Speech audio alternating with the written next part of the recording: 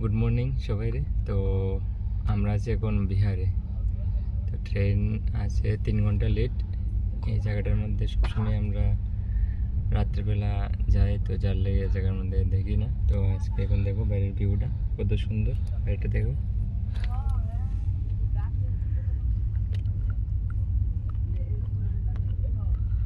তো এই জায়গাটার মধ্যে সবসময় রাত্রেবেলায়, কারণ বেশিরভাগ সময় ট্রেন টাইমে থাকে। তো আজকে লেট আছে এই লেগে এই জায়গাটার মধ্যে সকালবেলা যেতেছি।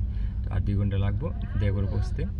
তো এদিকে বিহারে বেশিরভাগ কী হয়, রাস্তাঘাটে মানে ক্ষেত্রে টেতের মধ্যে শৌচালয় সেরেলা, মানে আমি দেখতে সেটা অবাক। কারণ এখন ওইদিকে তো ভালোভাবে ডেভেলপমেন্ট হয়েছে না, যার লেগে মানে মানুষ বাইরে টাইরে শৌচালয় করে।